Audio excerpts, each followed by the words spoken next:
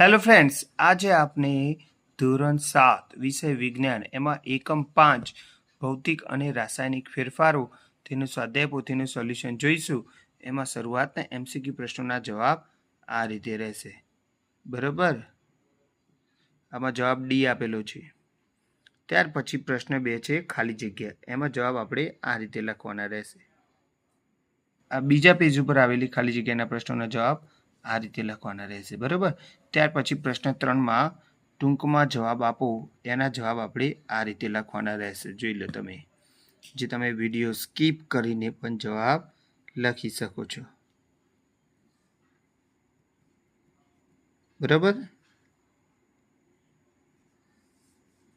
ત્યાર પછી પ્રશ્ન 4માં વર્ગીકરણ કરવાનું છે, ભૌતિક ફેરફાર અને રાસાયણિક ફેરફાર. એમાં આપણે જવાબ આ રીતે લખવાના છે. બરાબર, ભૌતિક ફેરફાર અને આ બાજુ છે રાસાયણિક ફેરફાર. એમાં ભૌતિક ફેરફારમાં જગ્યા નથી, એક રહી જાય છે કે ડાંગરમાંથી ચોખા મેળવવા, એ ભૌતિક ફેરફાર છે. બરાબર, જગ્યા નથી એટલે નહોતું લખ્યું.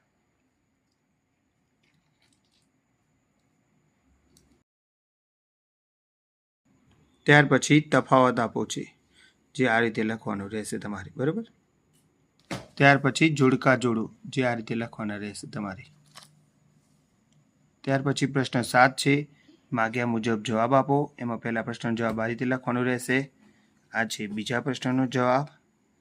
ત્યાર પછી આ છે ત્રીજા પ્રશ્નનો જવાબ. ત્રીજો પ્રશ્ન જે અધૂરો હતો તેનો જવાબ આ રીતે રહેશે. બરાબર, આ છે પ્રશ્ન 4, સમીકરણ પૂર્ણ કરો, જેનો જવાબ આ રીતે લખવાનો રહેશે આપણે. બરાબર છે, આ છે પ્રશ્ન 5, એનો જવાબ આ રીતે લખીશું આપણે. ત્યાર પછી આવે છે પ્રશ્ન 6. બરાબર, એનો જવાબ આપણે આ રીતે લખીશું. પછી આવે છે પ્રશ્ન 7, જેનો અધૂરો જવાબ બીજા પેજ ઉપર આપેલો છે. આ છે પ્રશ્ન 7નો અધૂરો જવાબ. ત્યાર પછી આગળ જોઈએ તો આપણે પ્રશ્ન 8 આપેલો છે. બરાબર, ત્યાર પછી પ્રશ્ન 8 પછી એક પ્રયોગ આપેલો છે. કોપર સલ્ફેટના દ્રાવણમાં લોખંડની ખીલી મૂકીએ તો એના ઉપર શી અસર થાય છે. એનો જવાબ આપણે આ રીતે લખવાનો રહેશે. બરાબર, આ છે આકૃતિ. તો આ રીતની આપણે આકૃતિ દોરવાની રહેશે ફ્રેન્ડ્સ તમારે. બરાબર,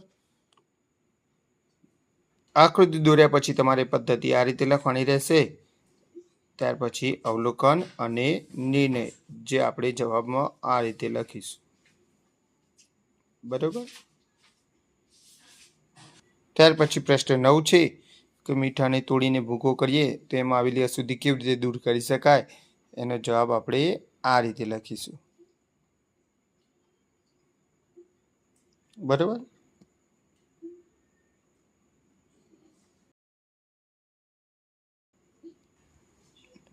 હવે આપણે 10મા પ્રશ્નનો જવાબ આ રીતે લખીશું કે જો લોખંડની વસ્તુને કાટ ન લાગે એ માટે આપણે ઘરે કયા કયા ઉપાય કરી શકીએ. તો આ રીતે લખી શકાય. બરાબર, ત્યાર પછી આગળ જોઈએ આપણે પ્રશ્ન 7, ભૌતિક ફેરફારો હોય આપણી આસપાસ એવી યાદી બનાવો. તો મેં એક આ ભૌતિક ફેરફાર થતા હોય એવી એક યાદી બનાવી છે. બરાબર, ત્યાર પછી આ છે રાસાયણિક ફેરફાર થતા હોય તેવી યાદી છે આ. બરાબર, ત્યાર પછી આ પ્રશ્ન 13 છે, એનો જવાબ આ રીતે લખવાનો રહેશે આપણે.